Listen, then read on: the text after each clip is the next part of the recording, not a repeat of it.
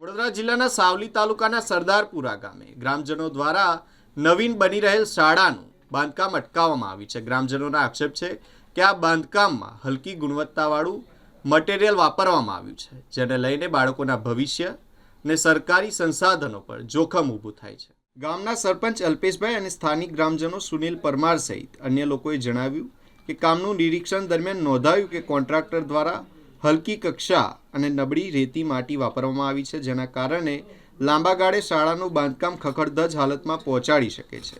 ગ્રામજનોએ કહ્યું કે પીછીમાંથી હાથ મારતા સમયે સિમેન્ટ કોન્ક્રીટના પોપડા હાથમાં આવી જાય છે અને જો આવું મટીરિયલ ચાલુ રહેશે તો શાળા મજબૂત નહીં રહી શકે। તેમણે કોન્ટ્રાક્ટરને અગાઉ પણ આ બાબતની જાણ કરી હતી, પરંતુ તેના દ્વારા ખાતરી આપવામાં આવી હતી કે ફરીથી આવું નબળું મટીરિયલ નહીં વાપરવામાં આવે। સ્થિતિને ધ્યાનમાં લેતા ગ્રામજનો અને સરપંચ મળીને નિર્માણ કાર્ય અટકાવ્યું છે અને મટીરિયલ યોગ્ય ના આવી શકે ત્યાં સુધી કામ શરૂ નહીં થાય તેવી કડક શરત મૂકવામાં આવી છે।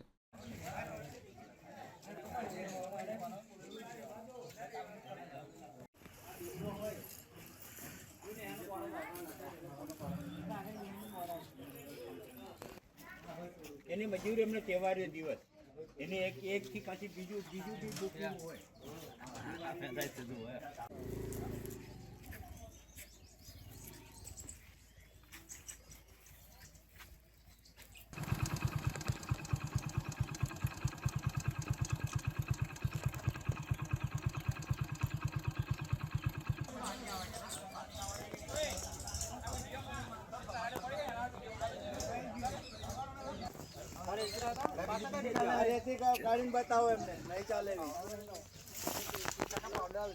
હું મેવલિયાપુરા સરપંચ સરદારપુરા।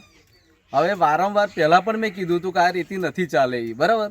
ફરી પણ એ લોકોએ શું કર્યું, એ રેતીને દબાઈ દીધી, બીજી 2 ગાડી ઉપર નાખી દીધી। હવે જ્યારે અત્યારે સ્લેબ ભરવાનો છે તો અત્યારે એ રેતી પાછી એની માટીવાળી રેતી ચાલે જ નહીં। આપણે છોકરાના ભવિષ્ય માટેનું કામ છે ભાઈ।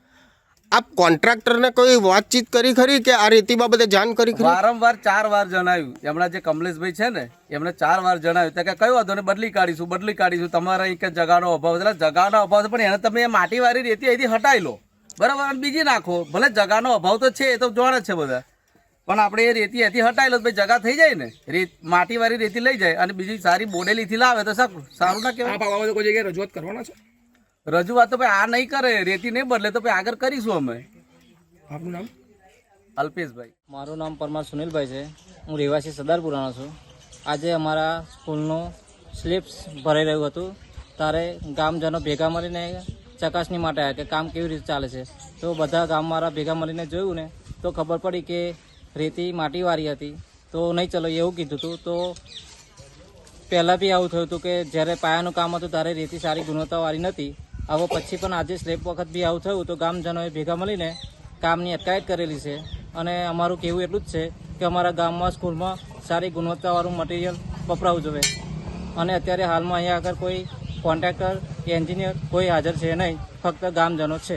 કોઈ સરપંચને તમે જાણ કરી હતી? હા, અમે બધા સરપંચને બી જાણકારી આપી દીધી છે, એ પણ કીધું છે કે આવીએ છે પણ હજુ સુધી આવ્યા નથી અને આજે રહ્યો રવિવાર।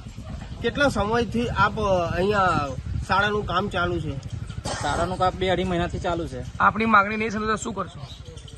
અમારી માંગણી તો એવી છે કે છોકરા સારી જગ્યાએ ભણે। પહેલાં જૂની બિલ્ડિંગ હતી એ તોડાઈને નવીનું નિર્માણ કર્યું, તો નવું નિર્માણ થાય તો થોડા લોંગ સમય સુધી તો ચાલુ જ હોય ને। આપનું નામ?